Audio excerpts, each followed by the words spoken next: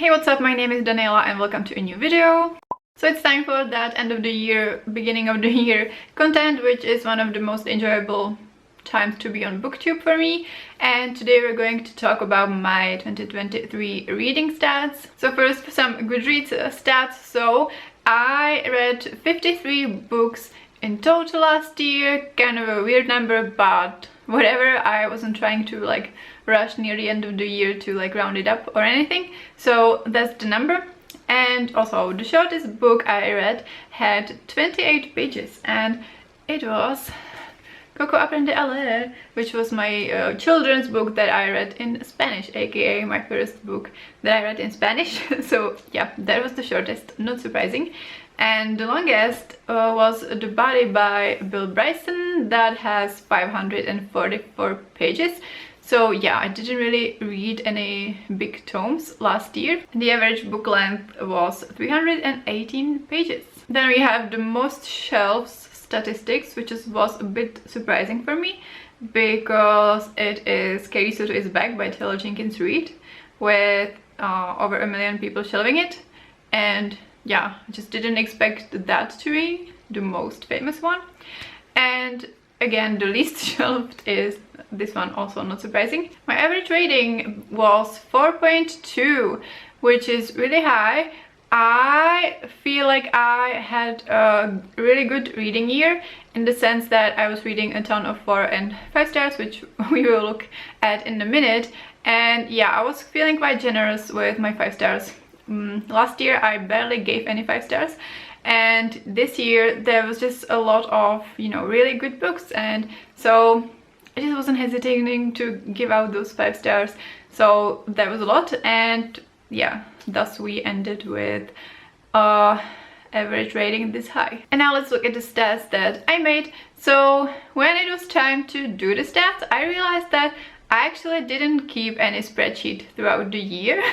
Like, you know, I was only adding things to Goodreads, so I had to do that, you know, all at once, which I wouldn't recommend, because I tend to forget a lot of details from the books, and I want to track things like representation and stuff like that, and yeah, one can forget all the details. So first we have the read in a month chart. So starting really low in January, then it kind of picked up, and then there was some months during spring and summer where it was still pretty low, and then like the best month being November and December. So yeah, there were definitely times during last year that either like a lot of things were happening, or yeah, reading just wasn't on my mind, or there wasn't enough mental energy for it mostly.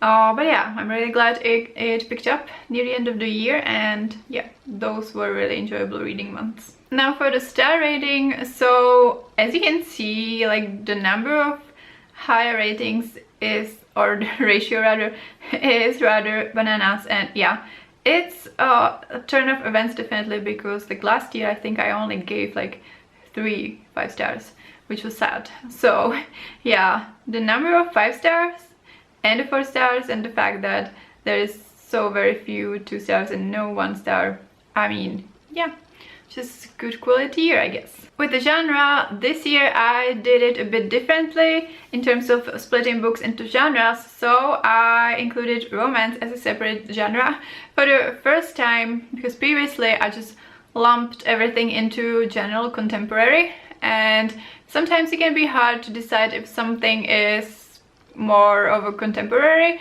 or more of a romance. So yeah, sometimes the boundaries are pretty weak, but yeah, I just shoved the books into these 2 boxes the best that I could. But yeah, romance is obviously winning, so yeah, that's been just really fun.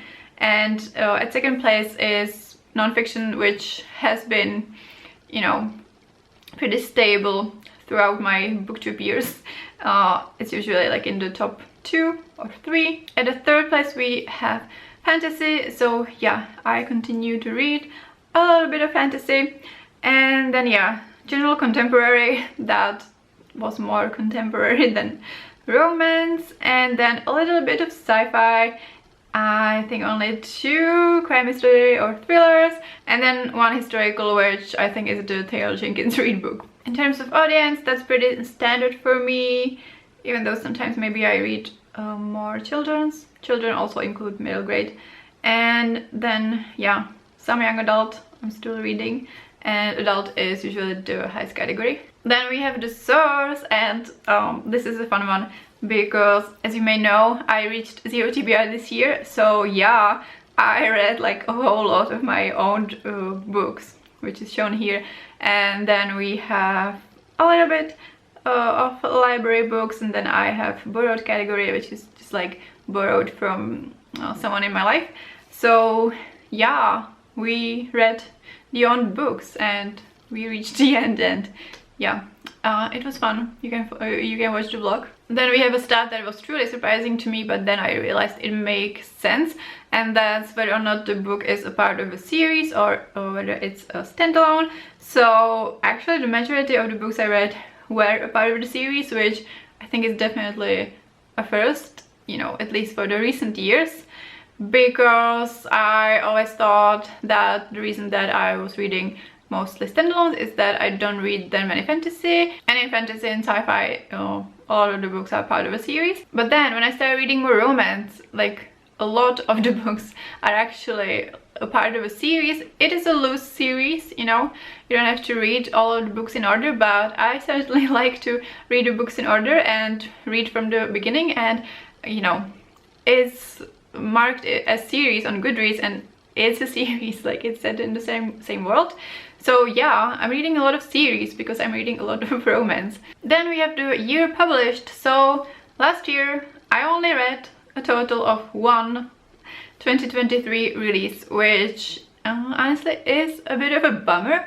I like to keep up with the new releases a bit more than that, and I read quite a bit of 2022 releases, so at least that's good. I'm kind of like a year behind, but the majority of the books were from between 2010 and 2021, and then a few from between 91 and 2009, so I put 91 there because it's my year of birth, and none older than that, so no classics, no modern classics. And that's one of the reasons I like doing stats so much, because like for one thing, maybe you aren't fully aware of some fact, or you just look at the stats and you know, either you're happy with it or you think that maybe you could do something differently. So yeah, I definitely want to read more 2024 releases this year than I read 2023 releases last year, which can be a bit hard when you're like behind, because